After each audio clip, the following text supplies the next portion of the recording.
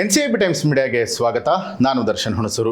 ಪರಪ್ಪನ ಅಗ್ರಹಾರ ಜೈಲಲ್ಲಿ ಮುಂದುವರೆದ ಐಷಾರಾಮಿ ಸೌಲಭ್ಯ. ಹಿರಿಯ ಅಧಿಕಾರಿ ವಿರುದ್ಧವೇ ಕೈದಿಗಳ ಗಂಭೀರ ಆರೋಪ. Video viral. ಬೆಂಗಳೂರಿನ ಪರಪ್ಪನ ಅಗ್ರಹಾರ ಕೇಂದ್ರ ಕಾರಾಗೃಹ ಮತ್ತೊಮ್ಮೆ ಸುದ್ದಿಯಾಗಿದೆ.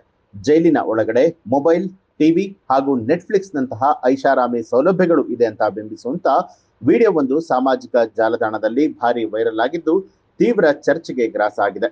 ವೈರಲ್ ಆಗಿರುವಂತಹ ವಿಡಿಯೋದಲ್ಲಿ ಜೈಲಲ್ಲಿರುವಂತಹ ಕೆಲ ವಿಚಾರಣಾಧೀನ ಕೈದಿಗಳು ವಿಡಿಯೋ ಚಿತ್ರೀಕರಣ ಮಾಡ್ತಾ ಇರುವಂತದ್ದು ಕಂಡು ಬಂದಿದ್ದು, ನಾಳೆ IPL ಪಂದ್ಯ ಇದೆ, ಈ ಸಲ ಕಪ್ ನಮ್ದೆ ಅಂತ ಹೇಳಿರುವುದರ ಜೊತೆಗೆ ಜೈಲಿನ ಒಳಗೆ ಮೊಬೈಲ್, ಟಿವಿ ಹಾಗೂ ನೆಟ್ಫ್ಲಿಕ್ಸ್ ಸೌಲಭ್ಯ ಇದೆ ಅಂತ ಹೇಳಿರುವಂತದ್ದು ಕೂಡ ಕಂಡು ಬಂದಿದೆ.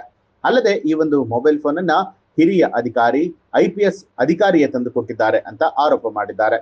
ವಿಡಿಯೋ ವೈರಲ್ ಆಗ್ತಿದ್ದ ಹಾಗೆ ಎಚ್ಚೆತ್ತಂತಹ ಜೈಲಿನ ಅಧಿಕಾರಿಗಳು ಆರೋಪಿಗಳನ್ನ ಇರಿಸಲಾದ ಬ್ಯಾರಕ್ ಅನ್ನ ತೀವ್ರ ತಪಾಸಣೆಗೆ ಒಳಪಡಿಸಿದ್ದಾರೆ. ಈ ಸಂದರ್ಭದಲ್ಲಿ ಜೈಲಾಧಿಕಾರಿಗಳ ಕಣ್ತಪ್ಪಿಸಿ ಪ್ಲಾಸ್ಟಿಕ್ ಕವರ್ ಅನ್ನ ಸುತ್ತಿ ಶೌಚಾಲಯದ ನೀರಿನ ಪೈಪ್ನಲ್ಲಿ ಆರೋಪಿಗಳು ಅಡಗಿಸಿ ಇಟ್ಟಿದ್ದ ಮೊಬೈಲ್ ಫೋನ್ಗಳು ಪತ್ತೆಯಾಗಿದೆ.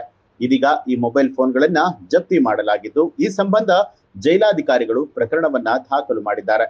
ಇದೆಲ್ಲದರ ನಡುವೆ ವಿಡಿಯೋ ವೈರಲ್ ಆದ ಬೆನ್ನಲ್ಲೇ ತೀವ್ರವಾಗಿ ಗರಂ ಆಗಿರುವಂತಹ DGP ಅಲೋಕ್ ಕುಮಾರ್ ಅವರು ಜೈಲಿನ 3 ಸಿಬ್ಬಂದಿಗಳನ್ನ ಅಮಾನತುಗೊಳಿಸಿ ಆದೇಶ ಹೊರಡಿಸಿದ್ದಾರೆ.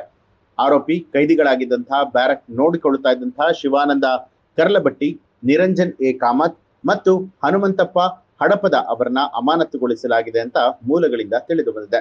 ಸದ್ಯ ಈ ಒಂದು ಪ್ರಕರಣಕ್ಕೆ ಸಂಬಂಧಪಟ್ಟ ಹಾಗೆ ದರ್ಶನ್, ಅಭಿ ಮತ್ತು ಎಂಡ್ರೋಸ್ ಅನ್ನುವಂತ 3 ಕೈದಿಗಳ ವಿರುದ್ಧ ಪರಪ್ಪನ ಅಗ್ರಹಾರ ಪೊಲೀಸ್ ಠಾಣೆಯಲ್ಲಿ ದೂರು ಕೂಡ ದಾಖಲಾಗಿದೆ. ಮುನ್ನೆಚ್ಚರಿಕಾ ಕ್ರಮವಾಗಿ ಈ 3ರನ್ನು ಕೂಡ ಜೈಲಿನ ಕ್ವಾರಂಟೈನ್ ಸೆಲ್ಗೆ ಶಿಫ್ಟ್ ಮಾಡಲಾಗಿದ್ದು, ಅಧಿಕಾರಿಗಳು ಹೆಚ್ಚಿನ ವಿಚಾರಣೆಯನ್ನ ನಡೆಸ್ತಾ ಇದ್ದಾರೆ.